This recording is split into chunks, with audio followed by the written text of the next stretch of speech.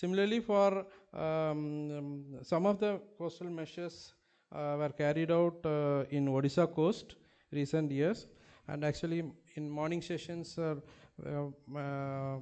one of the presenter given that information about this erosions at Ramayapattanam due to the high discharge from the dam.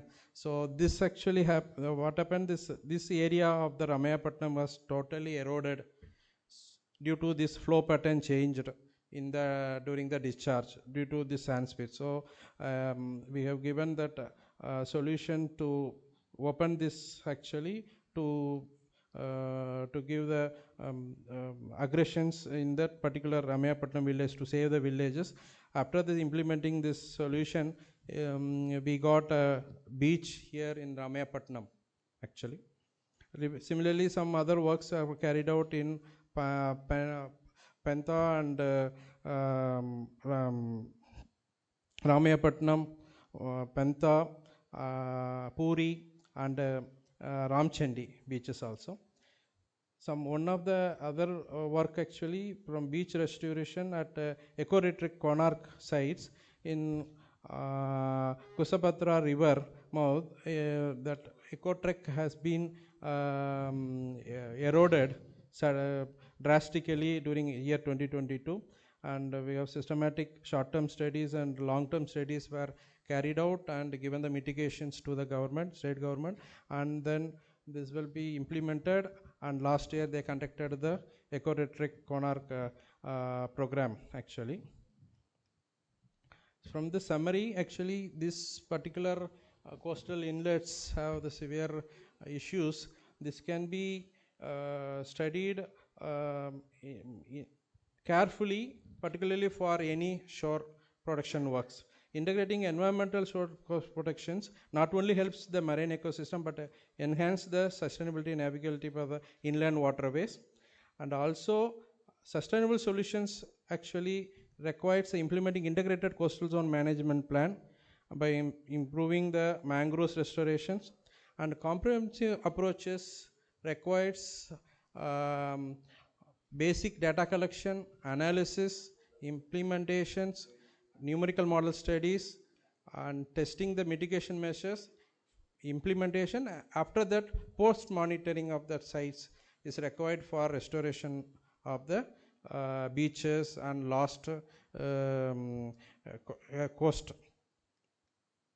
And apart from that, managing invasive species, encouraging ecotourism also give the enhanced sustainability to the coastal inlets.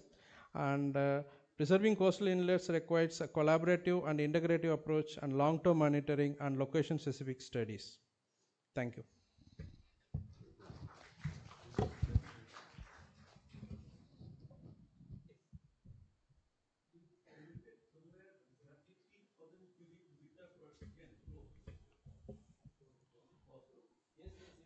Yes.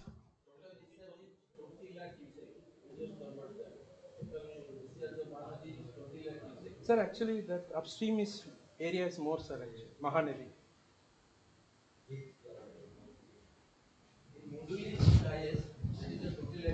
But 1997 to 2007 there is a decline in the discharge actually.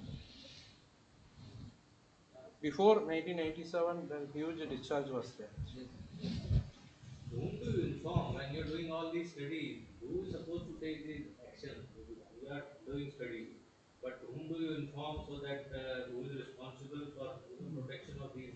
Actually state governments, coastal zone management zones all. So do you have regular this thing with them? Yes, sir. Do they act on your? Yes, sir.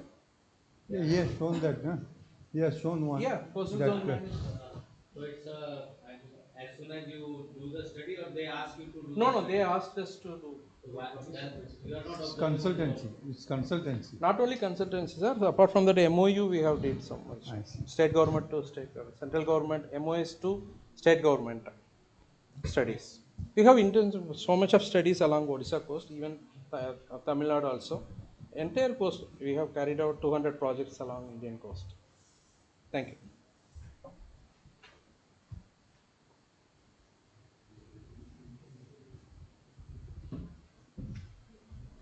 The next paper is experiments on high density polyethylene for offshore application.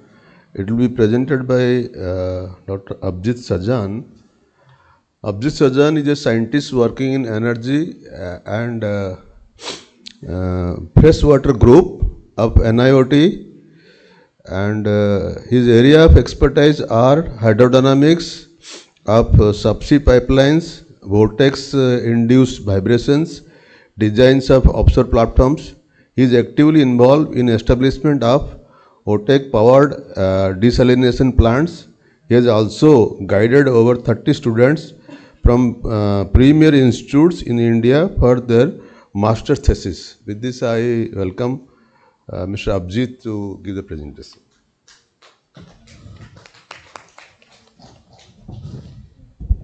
Very good afternoon, one and all. At National Institute of Ocean Technology in Energy and Freshwater Group, we basically work on desalination plants. So we are working on a desalination technology which is known as low thermal temperature desalination, where we use thermal gradient across the ocean depths. So when we measure the temperatures across the ocean depth, we have high surface temperatures and low deep sea temperatures. So this temperature difference is known as thermocline. So we use this to desalinate the seawater as well as generate electricity from the oceans. The technology for generating electricity is known as ocean thermal energy conversion. So I'll be presenting on the experimental part for the offshore pipelines that we use for the desalination plants as well as for the OTEC plants. So to give a basic precursor before I go to my exact experimental part, this is the island of one of the islands of Lakshadweep. This is called as Kavaratti Island. So we have set up multiple desalination plants in Lakshadweep Islands for two primary reasons. The number one being the population living in Lakshadweep Islands are deprived of availability of fresh water because they are surrounded by sea on all sides.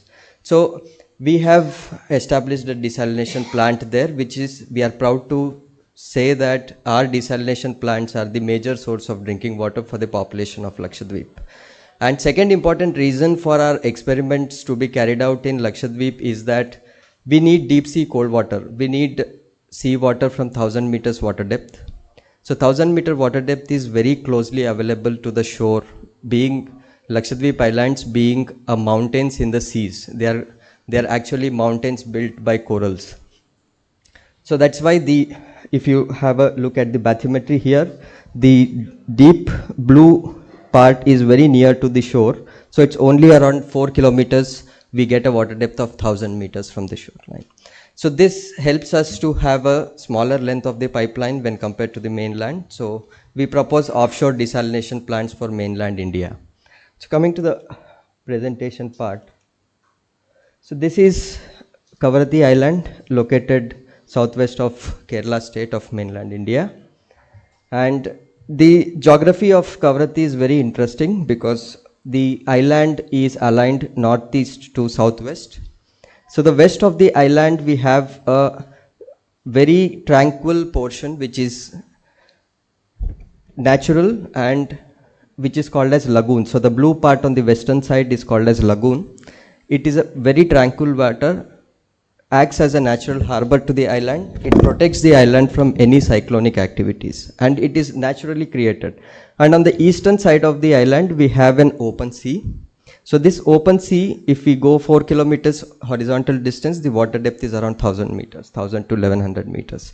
So we have proposed a plant here, OTEC plant on the northeastern part of the island. So OTEC stands for Ocean Thermal Energy Conversion, which is an effort to decarbonize the desalination plants which are running on principle of LTTD, which were built by NIOT. So we were dependent on the grid for the powering the desalination plant. Now we want to go completely green by introducing ocean thermal energy conversion into the desalination plants. So we have a couple of presentations in the coming sessions which is more focused on the process of OTEC plant.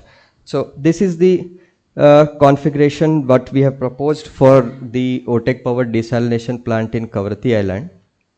So this is the pipeline where we take deep sea cold water from, which is transported via a large diameter, high density polyethylene pipe to onshore water intake structure. So from this water intake structure, it will be pumped to the plant.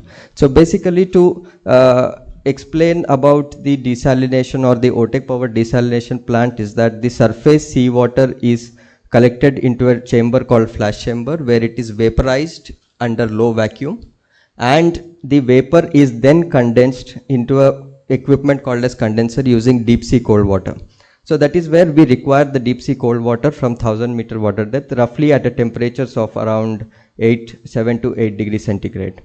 So to bring that deep sea cold water to the surface, we use large diameter high density polyethylene, and this is one of the typical schematic of the pipeline. So the diameters are around 1 meter dia, but the lengths are in kilometers. So the length of the entire pipeline is around 4 kilometers. So this also brings a complexity in the design of these pipelines, because it's very flexible, geometrically very flexible.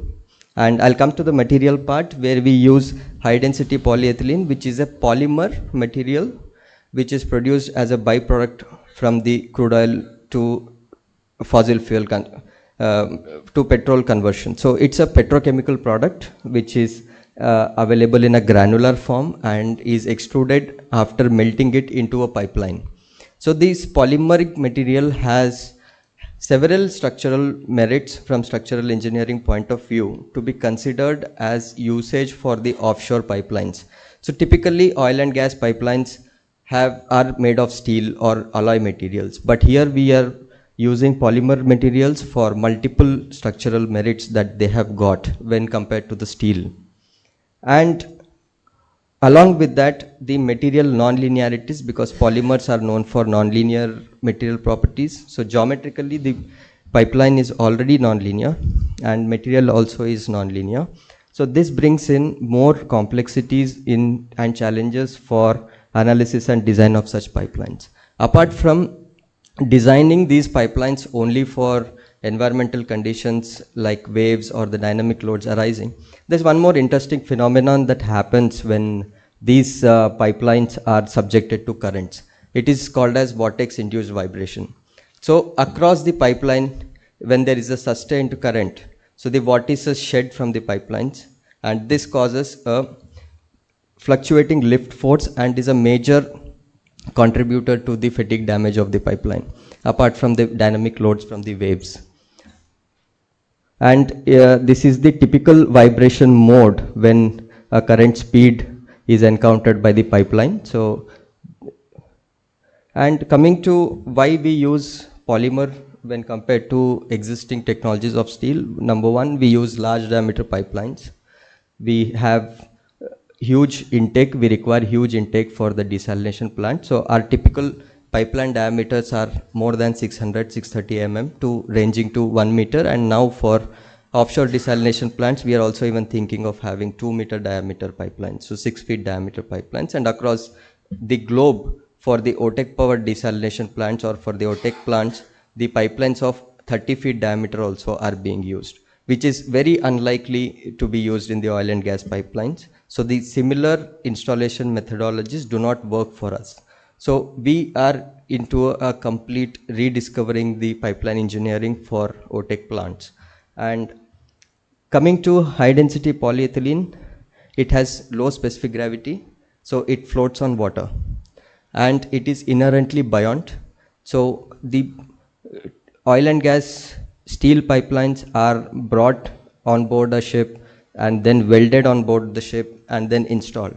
But here we are selling water ultimately from the desalination plant, so it's our responsibility to economize the budget of the plant. So what we do here is we bring a 12 meter or a 6 meter length of pipeline, we weld it on the land itself, form it to the required lengths, and then tow out into the sea.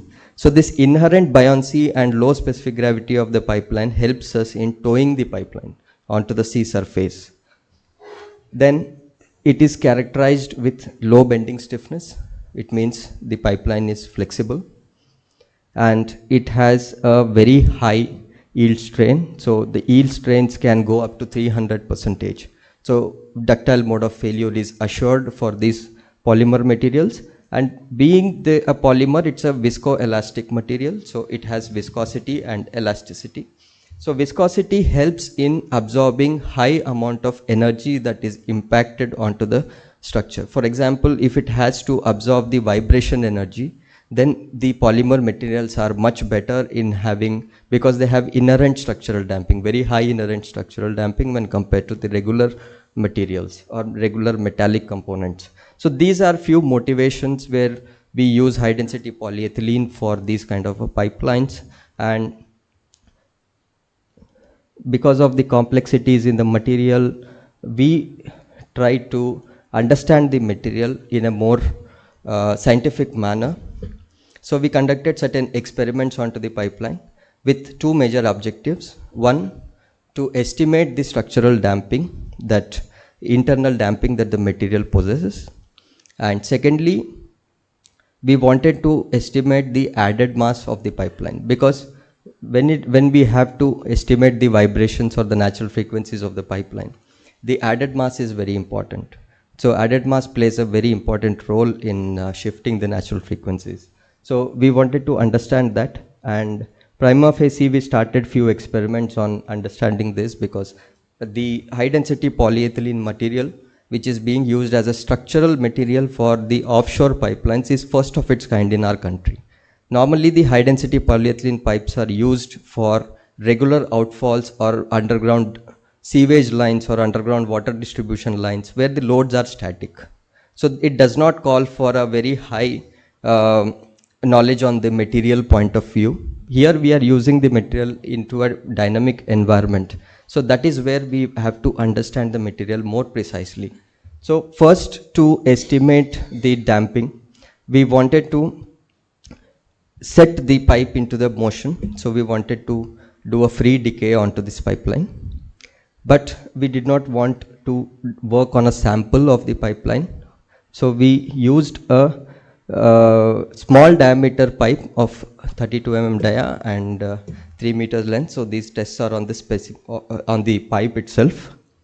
So to set up this pipe into vibration, so when we started the experiments, we had done a brainstorming on how to set the pipe into vibrations with the available material that we have with us. So to set the pipe into axial vibration, we started with that. So what we have done is we devised this methodology where the pipe is hung with two masses. So mass 1 and mass 2. So when the pipe is under the weight, when it is weighed with two masses, it is having an axial deformation. So when there is an axial deformation, it means that it has a strain energy into the pipeline, into the structure. So if we have to convert this strain energy into vibrations, what can we do? So what we did here is we have used a quick release mechanism, and we released one of the masses. Because when two masses were attached on the pipeline, it was already under a particular strain energy. So when we remove one of the masses, and the mass has to be removed very instantaneously, that there is an imbalance in the energy in the system, and then the system sets into vibration. So with this we started the experiment, and on the left side, if the figure is the picture shows the test setup in air medium, because we also wanted to estimate the added mass. So we have carried out this test both in air and water medium to estimate both damping and the added mass.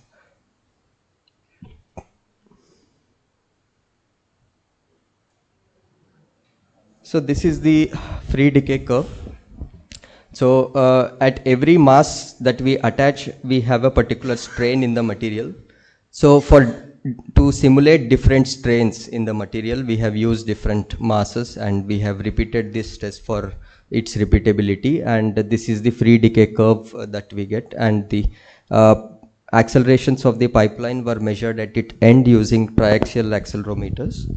And once we record the accelerations, so you can see the once the mass was released, one of the masses was released, the pipeline has come into has the vibrations have decayed over time. So it means that definitely there is a damping in the material, and these accelerations were processed into displacement time histories, and from this we estimated, from the free decay we estimated the structural damping. So when the experiments are conducted in air, we estimate structural damping, and when the same experiment is conducted in water, so the damping is the structural damping plus the hydrodynamic damping, because there's a water around the pipe. So with this, we had compared the natural frequency of the pipe, measured natural frequency of the pipe in air as well as water, and compared them to get an added mass. And this is the damping ratios in air and water medium, and the added mass coefficient that we have estimated out of these experiments. And what we understood is primarily the damping ratio is varying with the natural frequency of the system, and this is mainly attributed because of the different velocities for every natural frequencies that is imparted at the molecular level, and because of the structural viscosity that the material has. So this is one of the revelations that we have for this material, is that the damping ratio is not constant, and it's dependent on the frequency, natural frequency, or the, if in case of forced vibration, it is the force frequency. And similar tests we have conducted using forced vibration, where we had forced the material to vibrate with a external forcing function using a motor, which was connected to a variable frequency drive. So at different frequencies, the force was applied onto the pipe, and we have compared the displacements at each frequencies, and we estimated the natural frequency out of it, and we also estimated the damping ratios at the end of the experiments from forced vibration as well, and the same has been also carried out in water, the forced vibration test, and you can see the vibration amplitudes and the damping ratios, so that we have got in this one.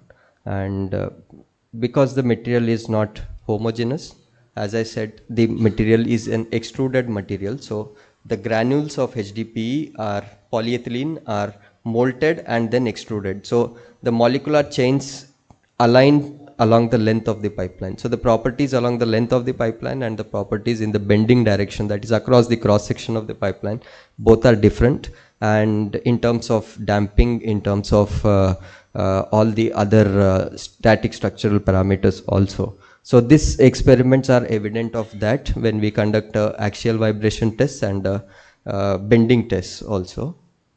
And these are our efforts to understand the material more precisely. Thank you for your attention.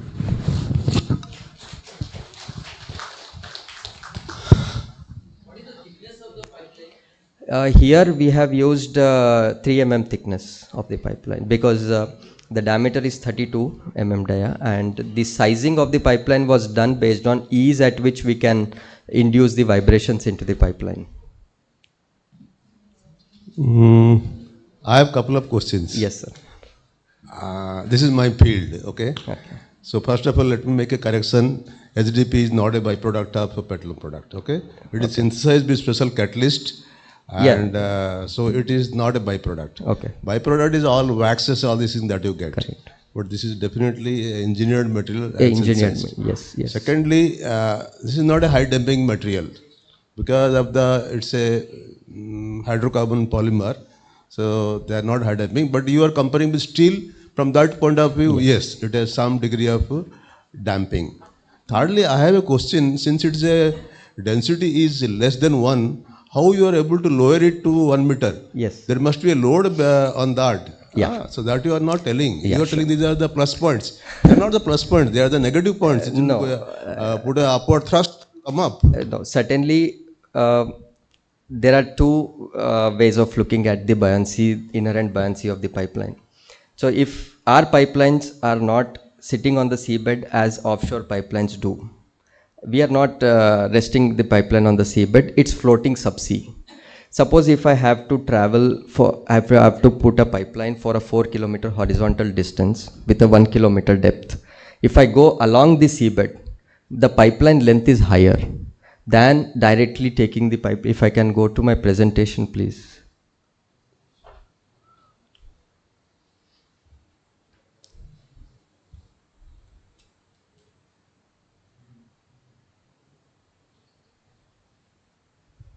No, even if you do that, why it should go 1 kilometer down? Yeah, because we want the seawater from 1 kilometer depth. No, Because you agreed, but why the material pipe will go down to yeah, 1 that's what kilometer? I wanted to project this and explain. So this is the seabed, sir. If I'm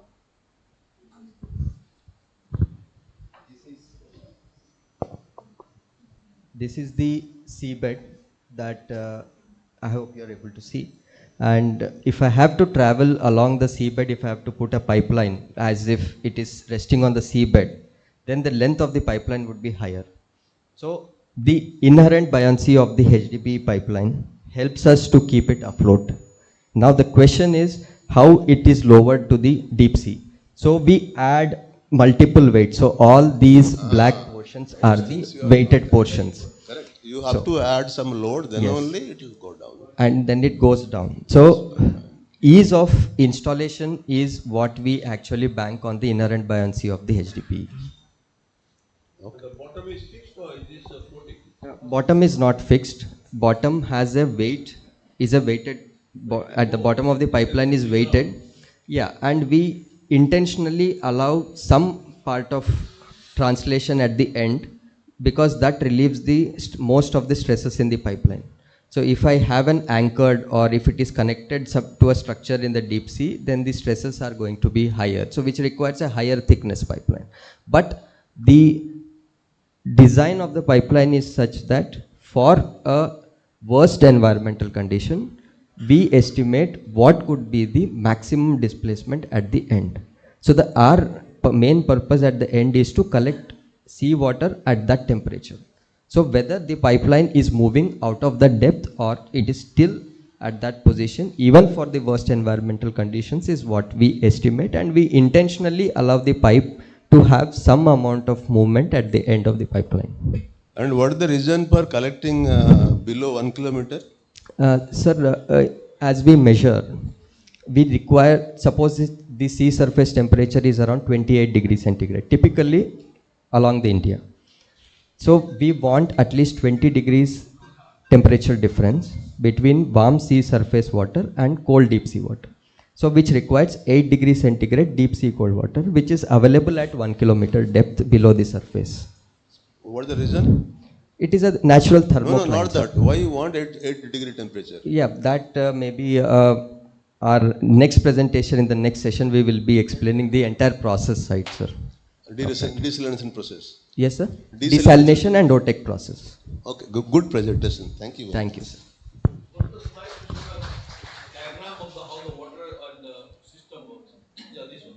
Can you little explain here? Yeah, so this is the pipeline, deep sea cold water pipeline. Actually, this is the frontal portion, the shallow water portion of this pipeline. Okay, so this part which we are showing in this presentation. So this is where it comes to the shore, and then in the near shore it is trenched and then brought to the water intake structure on shore. So here, from here the water is pumped to the plant equipment. So in this sum, the water comes to natural. Yes, because of the difference of the head. So you maintain 8 degree there. Yes, sir. We maintain 8 degree here. And one more advantage of HDPE is that it has very low thermal conductivity. So when the water passes from 1000-meter depth to the shore, so it is traversing 4 kilometer into the pipeline. And because we are not pumping the water from deep sea, the velocities in the pipeline are very low. As a result, the amount of rise of temperature of deep sea is very small. So we estimate that using CFD simulations, So the maximum temperature rise is around 0.3 to 0.5 degrees centigrade, so which we consider in the design of the plant. So 8 degrees, when we say it is 8 degrees at the sump, 7.